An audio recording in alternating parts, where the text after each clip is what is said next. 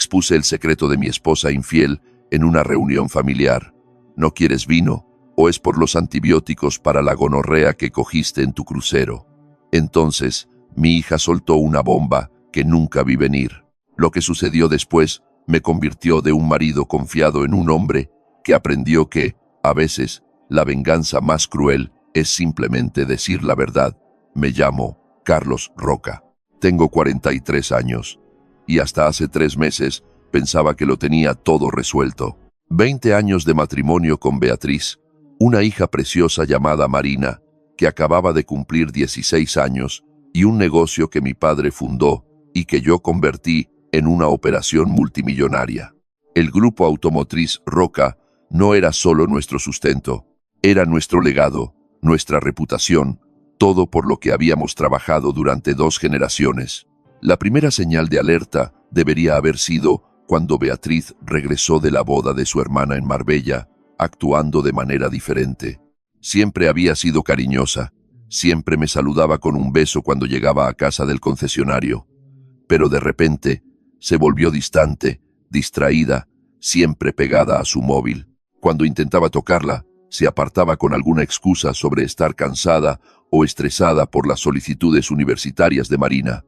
Luego estaba la misteriosa cita médica que mencionó de pasada, algo sobre pruebas rutinarias, salud femenina, cosas que no quería discutir. No insistí porque, diablos, pensé que merecía su privacidad. ¿Qué clase de marido interroga a su esposa sobre cada cita médica? Uno inteligente, al parecer. La segunda señal fue lo cercana que se había vuelto a su hermana Nuria y a su marido Fernando. Fernando siempre había sido un tipo decente y callado. Trabajaba en gestión de obras y parecía adorar el suelo que pisaba Nuria. Se había casado entrando en nuestra familia hace 5 años, y yo había llegado a considerarlo un hermano. Incluso habíamos hablado de que se uniera al negocio de los concesionarios, tal vez para abrir una 5ª sucursal juntos. Pero últimamente, las reuniones familiares se sentían diferentes. Beatriz se iluminaba cada vez que Fernando entraba en la habitación. Encontraba excusas para sentarse cerca de él. Se reía un poco más fuerte de sus chistes, le tocaba el brazo cuando le hablaba. Cuando lo mencioné una vez, ella puso los ojos en blanco y me acusó de ser celoso y paranoico. Dijo que yo trabajaba demasiado y veía cosas que no existían. Tal vez tenía razón. Tal vez estaba paranoico. El negocio de la automoción es despiadado y cuando tienes éxito, todos quieren un pedazo de lo que has construido. Llevaba un tiempo lidiando con un intento de adquisición hostil por parte de una cadena nacional, luchando por mantener nuestro negocio familiar independiente. El estrés me estaba afectando, haciéndome cuestionar todo y a todos. Pero entonces llegó la noche que lo cambió todo. Beatriz anunció que tendríamos una gran cena familiar en el Asador Los Arcos, nuestro lugar habitual para celebraciones. Nada especial, dijo. Solo quería reunir a todos, mis padres, sus padres, Nuria y Fernando, incluso mi hermano Jorge, que rara vez asistía a eventos familiares ya que vivía en Bilbao. Todo el camino hacia el restaurante, algo se sentía mal. Beatriz estaba nerviosa, jugueteando con su anillo de bodas, comprobando su reflejo en el espejo cada pocos minutos. Cuando le pregunté si estaba bien, me espetó que estaba bien y que me concentrara en conducir. En Los Arcos, insistió en sentarse frente a Fernando en lugar de a mi lado, como solía hacer. Dijo que quería ponerse al día con Nuria sobre los detalles de planificación de una boda. Aparentemente, estaban ayudando a planificar la boda de una prima, pero noté cómo sus ojos se desviaban constantemente hacia Fernando, cómo se mordía el labio cada vez que él hablaba. Las señales de advertencia estaban todas allí escritas en luces de neón para cualquiera que quisiera verlas. Pero a veces, cuando amas a alguien, cuando has construido una vida con esa persona, eliges ignorar lo que está justo delante de tu nariz. Te dices a ti mismo que estás imaginando cosas, que el amor lo conquista todo, que la mujer que juró ser fiel hace 20 años nunca traicionaría esa promesa. Estaba a punto de aprender cuán equivocado puede estar un hombre. La atmósfera en Los Arcos se sentía eléctrica esa noche, como el aire antes de una tormenta en verano. Todos estaban allí, mis padres, los de Beatriz, Nuria, Fernando e incluso mi hermano, Jorge. La mesa estaba puesta para una celebración, pero algo se sentía mal desde el momento en que nos sentamos.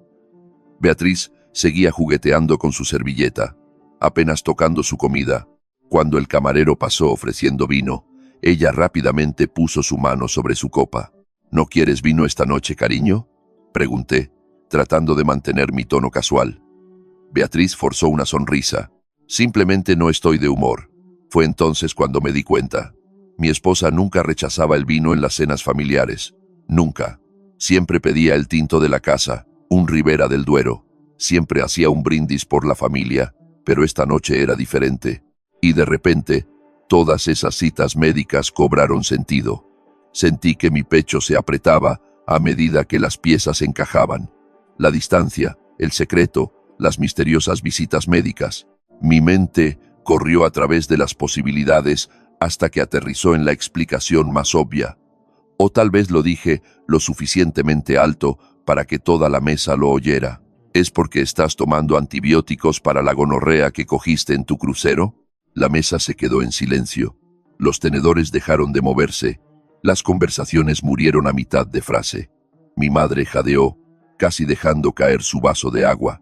El color desapareció de la cara de Beatriz. «Carlos, ¿de qué estás hablando? No te hagas la tonta conmigo», dije, con la voz firme, a pesar de la rabia que crecía dentro de mí. La misteriosa enfermedad, evitar la intimidad, todas esas visitas al médico que no querías discutir. Fernando se movió incómodo en su asiento, sus ojos yendo de mí a Beatriz. Los ojos de Nuria parecían confundidos, mirando de un lado a otro entre su hermana y su marido. «Has perdido la cabeza», susurró Beatriz, pero su voz temblaba. Mi padre se aclaró la garganta. «Hijo, tal vez este no sea el lugar». «No, papá», interrumpí, manteniendo mis ojos fijos en mi esposa. «Este es exactamente el lugar. Hablemos de honestidad y valores familiares». El camarero se acercó a nuestra mesa, probablemente atraído por la tensión, pero se retiró rápidamente cuando vio la escena. «Carlos, detén esto ahora mismo», siseó Beatriz entre dientes. «Estás avergonzando a nuestra familia». «¿Yo estoy avergonzando a nuestra familia?», me reí amargamente. «Eso tiene gracia viniendo de alguien como tú». «¿Qué, papá?», interrumpió Marina, su voz de 16 años, cortando la tensión. «Estás hablando del tío Fernando». El mundo dejó de girar. Cada cabeza en la mesa se volvió hacia mi hija, que estaba sentada allí con grandes ojos inocentes, completamente inconsciente de la bomba nuclear que acababa de detonar. Fernando se puso mortalmente pálido. Nuria miró a su marido con creciente horror. Mis padres parecían atónitos, tratando de procesar lo que acababan de escuchar. «¿Qué has dicho, cariño?», logré preguntar. Mi voz era apenas un susurro. Marina miró alrededor de la mesa, dándose cuenta de repente de que algo andaba mal. Yo solo pensé. Mamá me dijo que no te contara que el tío Fernando vino de visita cuando estabas en el concesionario porque te molestarías por cosas de trabajo. El silencio que siguió fue ensordecedor. 20 años de matrimonio, 20 años de confianza, 20 años construyendo una vida juntos, todo destrozado en una sola frase inocente de nuestra hija. El silencio después de las palabras de Marina se estiró como un cable tenso a punto de romperse. Fernando parecía querer meterse debajo de la mesa y desaparecer. Nuria miraba a su marido con creciente horror, las piezas de un rompecabezas que nunca había querido resolver, encajando en su lugar. «Marina», dijo Beatriz bruscamente, «estás confundida, cariño», pero mi hija negó con la cabeza. «No, mamá. Lo recuerdo porque estaba enferma en casa, no fui al instituto ese martes. El tío Fernando vino. Dijiste que era para planear la fiesta de cumpleaños de la abuela, pero estuvisteis hablando en tu habitación durante mucho tiempo». El color desapareció completamente de la cara de Beatriz. Fernando finalmente encontró su voz tartamudeando. «Escucha, Carlos, esto no es lo que...». «Cállate», dije en voz baja, pero las palabras llevaban suficiente amenaza para silenciarlo inmediatamente. «No te atrevas a tratar de explicar esto». Mi padre extendió una mano a través de la mesa. «Hijo, salgamos fuera y hablemos de esto». «No, papá». Todos necesitan escuchar esto. Me levanté lentamente, mi silla raspando contra el suelo de baldosas. 20 años, Beatriz. 20 años confiando en ti, de construir una vida contigo, ¿y has estado qué? ¿Acostándote con mi cuñado a mis espaldas? Nuria de repente se lanzó sobre su hermana a través de la mesa. Pedazo de basura. ¿Cómo pudiste hacerme esto? Fernando agarró el brazo de su esposa. Nuria, por favor. Ella se volvió hacia él como un gato salvaje. No me toques. No me vuelvas a tocar nunca más. El restaurante había quedado completamente en silencio. Otros comensales miraban abiertamente mientras nuestra familia implosionaba en tiempo real. El gerente se acercó vacilante, probablemente preguntándose si debía llamar a la seguridad o a la Guardia Civil. ¿Cuánto tiempo?, exigí, mi voz cortando el caos. Los ojos de Beatriz se llenaron de lágrimas. Si eran reales o calculadas, ya no podía decirlo. Carlos, por favor, aquí no, no delante de Marina. Responde a la pregunta. ¿Cuánto tiempo? Fernando finalmente habló, su voz apenas audible. 2 años. 2 años. 2 años de mentiras, de reuniones familiares donde se habían sentado frente a Nuria y a mí, interpretando sus papeles perfectamente mientras nos traicionaban a ambos. 2 años en los que había defendido a Beatriz cuando mi instinto me decía que algo andaba mal. Sentí algo frío asentarse en mi pecho, reemplazando la rabia ardiente con precisión quirúrgica. Esto ya no se trataba solo de adulterio. Se trataba de la destrucción sistemática de 2 familias, la corrupción de todo lo que yo había construido y en lo que creía. Largo, dije con calma. Beatriz parpadeó. ¿Qué? Fuera de mi restaurante, fuera de mi vista y fuera de mi casa, los dos. El viaje a casa fueron los 20 minutos más largos de mi vida. Marina estaba sentada en el asiento del copiloto, con lágrimas corriendo por su cara, disculpándose una y otra vez por causar problemas. Seguí asegurándole que nada de esto era culpa suya, que a veces los adultos toman decisiones terribles y los niños no deberían tener que guardar sus secretos.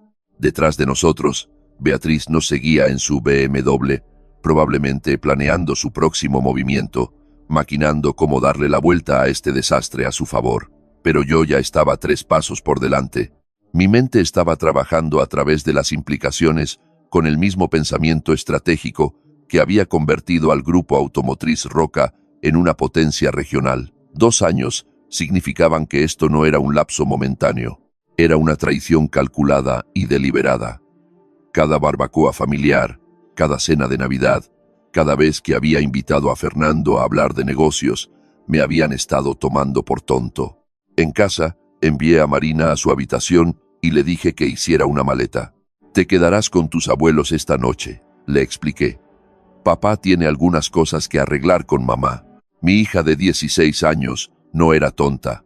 Sabía que el matrimonio de sus padres acababa de explotar y estaba tratando de procesar cómo su comentario inocente había desencadenado un terremoto.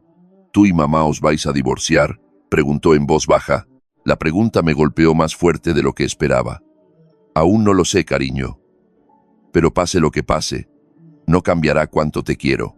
Después de dejar a Marina en casa de mis padres, regresé a casa para encontrar a Beatriz caminando por el salón como un animal enjaulado. Se había cambiado su vestido de cena por unos vaqueros y un jersey, su disfraz de mamá normal. Tenemos que hablar, dijo antes de que yo pudiera decir nada. No, respondí simplemente. Tú tienes que escuchar. Los ojos de Beatriz destellaron. Tú no dictas las reglas. Yo dicto todo ahora. Esta es mi casa, comprada con dinero de mi negocio y a mi nombre. ¿Quieres quedarte aquí? Sigues mis reglas. Ella retrocedió como si la hubiera abofeteado. La mujer que me había estado manipulando durante 2 años se enfrentaba de repente a una versión de su marido que nunca había conocido. Primera regla, continué, sentándome en mi sillón con calma deliberada. No más mentiras. Quiero nombres, fechas, lugares. Quiero saber cada sitio donde has estado con él, cada vez que traicionaste nuestro matrimonio. Carlos, estás siendo irracional. ¿Irracional? Me reí fríamente. Aún no he empezado a ser irracional. A la mañana siguiente, Estaba en mi escritorio a las 6 a.m., pero no estaba revisando informes de ventas o el inventario del concesionario. En cambio, estaba estudiando extractos bancarios, facturas de tarjetas de crédito y registros telefónicos que mi abogada había obtenido urgentemente durante la noche. Cuando eres dueño de 4 concesionarios de coches exitosos en España, aprendes que la información es poder, y yo tenía la intención de tenerla toda. Lo que descubrí me revolvió el estómago. La aventura no era solo una traición emocional, era un robo financiero. Beatriz había estado usando nuestras cuentas conjuntas para financiar estancias en hoteles, cenas caras y escapadas de fin de semana con Fernando. Incluso le había comprado un reloj Rolex por su cumpleaños con dinero de nuestra cuenta comercial, alegando que era un regalo familiar por su ayuda con el marketing. Pero la verdadera bomba llegó cuando llamé a mi antiguo compañero de universidad, que ahora trabajaba como detective privado. En 2 horas, confirmó algo que empeoró todo. Esta no era la primera aventura de Beatriz. 3 años después de nuestro matrimonio, tuvo una relación de 6 meses con su entrenador personal. 5 años después de eso, fue con su jefe en la firma de marketing donde solía trabajar. ¿Cómo no vi esto?, me pregunté, mirando fotografías y recibos de hoteles que pintaban un cuadro de engaño sistemático que abarcaba casi 2 décadas. Mi teléfono vibró con un mensaje de Nuria. ¿Podemos vernos? Encontré algo en las cosas de Fernando que necesitas ver. 1 hora más tarde, estábamos sentados en una cafetería del centro. Ambos parecíamos supervivientes de un desastre natural. Los ojos de Nuria estaban rojos de llorar, pero había acero en su voz cuando habló. He estado revisando su ordenador, dijo, deslizando una memoria USB sobre la mesa. Hay correos electrónicos, Carlos. Cientos de ellos, que se remontan a 3 años atrás. Conecté la unidad a mi portátil y sentí que se me helaba la sangre.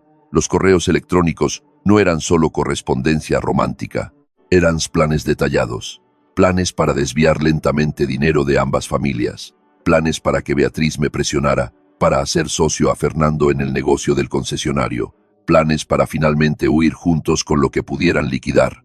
Han estado jugando a largo plazo, dije en voz baja. Nuria asintió, con la mandíbula tensa.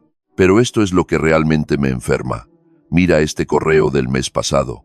Me desplacé hasta el mensaje que ella indicó y sentí que mi mano se cerraba en un puño.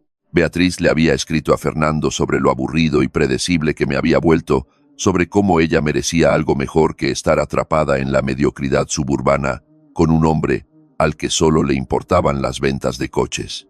La mujer, a la que había amado durante 20 años, la madre de mi hija, había estado desmantelando sistemáticamente nuestra vida, mientras se burlaba de todo lo que yo había construido para mantener a nuestra familia. ¿Qué quieres hacer?, preguntó Nuria.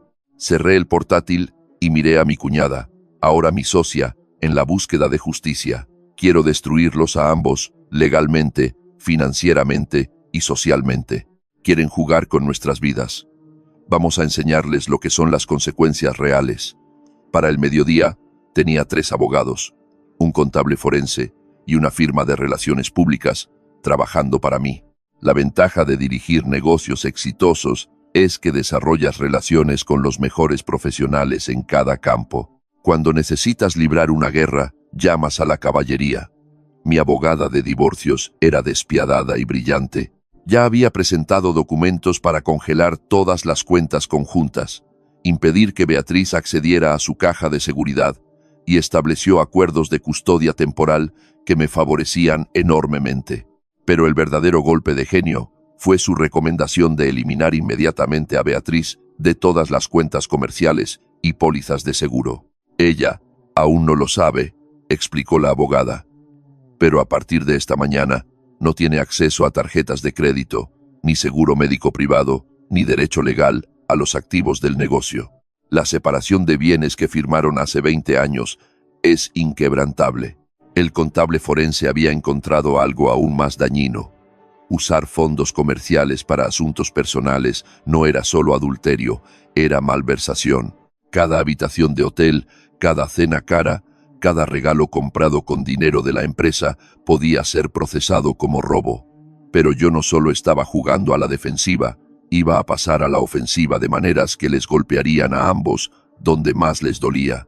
Fernando trabajaba como jefe de obra para una gran empresa constructora. Una sola llamada al CEO, explicando que un empleado estaba malversando fondos a través de informes de gastos fraudulentos, acabaría con su carrera al instante. La industria de la construcción en España es pequeña y muy unida. Una vez que se corriera la voz de que no se podía confiar en él, nunca volvería a trabajar. Para Beatriz, la destrucción social sería más elegante. Ella se enorgullecía de ser un pilar de la comunidad, sirviendo en juntas de caridad y organizando eventos benéficos. Mi firma de relaciones públicas ya estaba redactando una declaración cuidadosamente redactada sobre traiciones personales e irregularidades financieras que aseguraría que nunca fuera bienvenida en esos círculos nuevamente. Mi teléfono sonó. El nombre de Beatriz apareció en la pantalla. «Carlos Roca al habla», contesté fríamente. «Carlos, por favor, tenemos que hablar». Su voz estaba desesperada ahora, probablemente porque descubrió que sus tarjetas de crédito no funcionaban. «No, no tenemos que hacerlo. Habla con mi abogada. Su nombre es Inés Paredes. Ella te explicará tu nueva realidad. No puedes simplemente cortarme todo. Tengo derechos. Tenías derechos cuando eras mi esposa fiel. Ahora eres solo alguien que robó de mi negocio y traicionó mi confianza. Tendrás suerte si no hago que te arresten». Colgué y volví a mi ordenador. Todavía había trabajo por hacer. La pieza final de mi estrategia involucraba a Marina. Mi hija necesitaba entender lo que realmente había sucedido, no la versión edulcorada que Beatriz trataría de darle. Tenía 16 años, edad suficiente para manejar la verdad sobre las decisiones de su madre. Esa noche me senté con Marina en casa de mis padres y le mostré la evidencia, no los detalles gráficos, pero suficientes registros financieros y cronologías para dejar claro que esto no fue un error momentáneo. Fueron años de traición calculada. «Siento que tuvieras que enterarte de esto», le dije, «pero mereces saber por qué nuestra familia se está desmoronando y mereces saber que no es culpa tuya». Mi hija miró los papeles y luego a mí. «¿Qué pasa ahora, papá? Ahora reconstruimos sin las personas que no merecen ser parte de nuestras vidas». 3 días después de mi desmantelamiento sistemático de las vidas de Beatriz y Fernando, recibí una llamada que lo cambió todo. La voz de mi detective privado era sombría mientras me daba la noticia que me heló la sangre. «Carlos, necesitas sentarte para esto.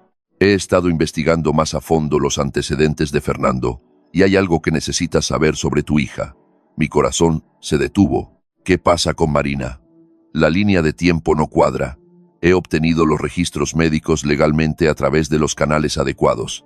Marina nació en marzo de 2008, lo que significa que fue concebida en junio de 2007. Según tus registros de tarjetas de crédito, fue entonces cuando Beatriz hizo ese viaje sola para visitar a su amiga de la universidad en Valencia. La habitación comenzó a dar vueltas. «¿Qué estás diciendo?» «Estoy diciendo que Fernando vivió en Valencia de 2006 a 2008. Estaba trabajando en construcción allí antes de mudarse aquí y conocer a Nuria. El momento es demasiado perfecto para ser una coincidencia». Colgué y miré la pared, tratando de procesar lo que acababa de descubrir. La hija que había criado durante 16 años, la niña a la que enseñé a conducir, a la que ayudé con los deberes, a la que llevé al colegio cada mañana, podría no ser biológicamente mía. Pero incluso cuando ese pensamiento me golpeó como un golpe físico, otra voz en mi cabeza se reveló. La biología no hace a un padre, el amor lo hace, la dedicación lo hace. 16 años de fiebres nocturnas, partidos de fútbol y cuentos antes de dormir. Eso hace a un padre. Aún así, necesitaba saber la verdad por razones legales, sino por otra cosa. Si Fernando era el padre biológico de Marina, complicaba todo con respecto a la custodia, la herencia y la manutención. La prueba de ADN fue simple.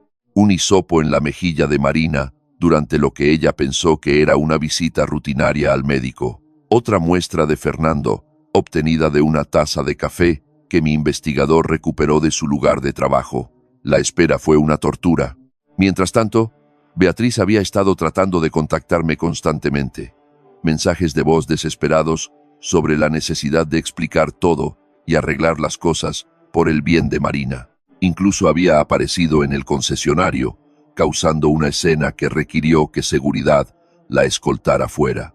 Cuando llegaron los resultados de ADN, abrí el sobre con manos ligeramente temblorosas. Las palabras nadaban ante mis ojos. Probabilidad de paternidad 99,9%. Un alivio tan intenso me inundó que realmente me reí en voz alta. Marina era mía. No importaba qué más hubiera hecho Beatriz, no importaba cuántas mentiras hubiera contado, mi hija era mi hija. Pero ese alivio se transformó rápidamente en algo más duro y frío.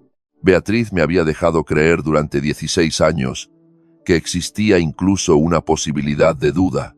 Había guardado el secreto de ese viaje a Valencia, sabiendo que coincidía con la línea de tiempo de su aventura, y nunca dijo una palabra. Cogí mi teléfono y llamé a mi abogada. Inés, necesito que añadas algo a la demanda de divorcio. Infligir intencionalmente angustia emocional, y quiero que la prueba de ADN se incluya en nuestro caso de custodia. La opción nuclear estaba ahora sobre la mesa. Beatriz había escalado esto más allá del simple adulterio a algo que se acercaba a la guerra psicológica. Era hora de responder de la misma manera. Esa noche, senté a Marina para la conversación más difícil de mi vida. Tenía derecho a saber lo que su madre había hecho, y más importante aún, tenía derecho a escuchar de mí que nada de eso cambiaba cómo me sentía por ella. No importa lo que haga tu madre, no importa lo que diga o lo que digan los demás, tú eres mi hija. Punto. Fin de la historia. Marina me abrazó tan fuerte que apenas podía respirar. Te quiero, papá. Yo también te quiero, cariño, más de lo que nunca sabrás. A la mañana siguiente, llegó la noticia de que Fernando había sido arrestado. Los documentos de préstamo fraudulentos combinados con la evidencia de malversación de su empresa constructora habían resultado en cargos graves que podrían ponerlo en prisión de 5 a 10 años. Beatriz, mientras tanto, había contratado a su propio abogado, un tiburón llamado Sáenz, que se especializaba en divorcios de alto conflicto. Su primer movimiento fue exigir una audiencia de emergencia con respecto a mi presunto abuso financiero y la alienación parental de Marina. La batalla judicial fue rápida y decisiva. Mi abogada presentó pruebas del robo sistemático de Beatriz, de las cuentas comerciales, su uso fraudulento de tarjetas de crédito y su conspiración con Fernando para cometer fraude de préstamos. La expresión del juez se volvió cada vez más severa a medida que aumentaban las pruebas. Señora Roca, dijo finalmente el juez, dada la evidencia de mala conducta financiera y el claro patrón de engaño, ordeno visitas supervisadas solamente hasta que se resuelvan estos asuntos penales. La cara de Beatriz se puso blanca. Las visitas supervisadas significaban que solo podía ver a Marina en presencia de un supervisor designado por el tribunal y solo por unas pocas horas cada semana. Fuera del juzgado, ella me confrontó una última vez. «Has destruido mi vida entera», dijo, con lágrimas corriendo por su cara. «No», respondí con calma. «Tú destruiste tu vida cuando elegiste traicionar a tu familia. Yo simplemente me niego a hundirme contigo». «¿Y qué pasa con Marina? Ella necesita a su madre. Miré a esta mujer a la que una vez había amado, esta persona que había compartido mi cama y mis sueños durante 2 décadas, y no sentí nada más que lástima. Marina necesita una madre en la que pueda confiar. Tú ya no eres esa persona». El divorcio se finalizó 6 semanas después. Beatriz recibió exactamente lo que especificaba la separación de bienes. El 10% de los activos matrimoniales, ningún derecho al negocio y derechos de visita limitados condicionados a que completara terapia y pagara la restitución por los fondos malversados. Fernando fue sentenciado a 7 años en una prisión estatal. Nuria se quedó con su casa y solicitó la nulidad del matrimonio, citando fraude como motivo para invalidarlo completamente. 3 meses después de esa cena de pesadilla en Los Arcos, estaba en mi oficina mirando el lote de coches, pensando en segundas oportunidades y nuevos comienzos. Marina estaba prosperando en terapia, preparándose para solicitar plaza en universidades, y había comenzado a salir con un chico agradable de su clase de matemáticas avanzadas. Sonó el teléfono. Era mi abogada, con noticias de una oportunidad de negocio. La posibilidad de expandir el grupo automotriz Roca al mercado de lujo con un nuevo concesionario Mercedes-Benz. ¿Qué te parece?, preguntó. Sonreí, sintiendo algo que no había experimentado en meses, un optimismo genuino sobre el futuro. Creo que es hora de construir algo nuevo. Algunas personas aprenden de sus errores, otras se hacen más fuertes gracias a ellos. La traición que se suponía que debía destruirme me había liberado de un matrimonio construido sobre mentiras y abrió puertas que nunca había imaginado posibles. Beatriz había querido cambiarme por un modelo más nuevo. En cambio, me había dado la libertad de convertirme en el hombre que siempre estuve destinado a ser. Un año después de esa desastrosa cena en Los Arcos, estaba parado en la sala de exposición de mi nueva adquisición, Roca Luxury Motors, especializándonos en vehículos europeos de alta gama. El concesionario de Mercedes-Benz había sido un sueño durante años, pero hizo falta perder todo lo que pensaba que era importante para ganar el enfoque necesario para lograrlo. Marina caminaba por la reluciente sala de exposición, admirando los últimos modelos, mientras me contaba sobre su aceptación en 3 universidades de primer nivel. A los 17 años, se había convertido en una joven notable, más fuerte, más independiente y sorprendentemente sabia sobre la naturaleza humana después de presenciar la traición de su madre de primera mano. «Papá, mira este», exclamó, señalando un descapotable plateado. «Perfecto para la universidad, ¿no crees?». Me reí, recordando cuando comprar un coche requería discusiones familiares y reuniones de presupuesto. Hablaremos de ello después de que elijas a qué universidad quieres ir. El último año nos había transformado a ambos de maneras que no había esperado. Marina había luchado inicialmente con la ira hacia su madre, pero la terapia la había ayudado a comprender que las decisiones de Beatriz reflejaban defectos de carácter personal en lugar de fallos como hija. Aprendió a mantener límites mientras seguía amando a la mujer que le dio la vida. Mi teléfono vibró con un mensaje de Nuria. «Café mañana. Tengo noticias sobre el negocio». Nuria y yo habíamos desarrollado una amistad inesperada, forjada en la traición compartida y el respeto mutuo. Ella había usado el dinero de su acuerdo para iniciar una consultoría de marketing que ya estaba prosperando, y comenzamos a discutir una posible asociación para promocionar el concesionario de lujo. La extraña verdad era que la traición de Fernando y Beatriz nos había liberado tanto a Nuria como a mí para convertirnos en mejores versiones de nosotros mismos. Habíamos dejado de conformarnos con relaciones basadas en la obligación y comenzamos a construir vidas basadas en la elección genuina y la conexión auténtica. Señor Roca, mi gerente de ventas, se acercó con un portapapeles. El representante regional de Mercedes quiere programar esa reunión sobre la expansión a una segunda ubicación. El éxito sabía diferente ahora, más limpio, más decidido. Cada logro se sentía ganado en lugar de heredado o esperado. El negocio había crecido más allá del modesto lote de coches usados de mi padre hasta convertirse en algo que lo haría sentir verdaderamente orgulloso. Esa noche, Marina y yo nos sentamos en nuestro salón, rediseñado trabajando juntos en ensayos para la universidad. Ella escribía sobre la resiliencia y aprender a confiar en su propio juicio. Yo revisaba planes de negocios para expandirme a las ventas de autocaravanas de lujo. ¿Alguna vez extrañas cómo eran las cosas antes?, preguntó durante un descanso de la escritura. Consideré la pregunta cuidadosamente. Extraño la seguridad de pensar que podía confiar en todos, pero no extraño vivir con mentiras. Ella asintió pensativamente. Mamá llamó de nuevo ayer. Quiere llevarme a cenar la próxima semana. Marina todavía mantenía un contacto limitado con Beatriz, quien estaba reconstruyendo lentamente su vida después de perderlo todo. Las visitas supervisadas habían terminado, pero su relación seguía siendo cuidadosa y distante. ¿Qué le dijiste? Que lo pensaría. Está bien, cariño. Es tu elección. Lo que decidas, te apoyaré. La libertad de hacer esa declaración, honestamente, se sintió como la mayor victoria de todas.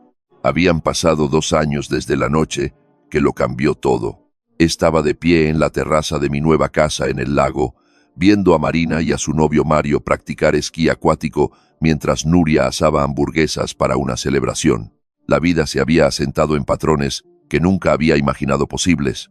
Durante esos meses oscuros de procedimientos de divorcio y batallas por la custodia, el negocio se había expandido a 6 ubicaciones en 2 provincias.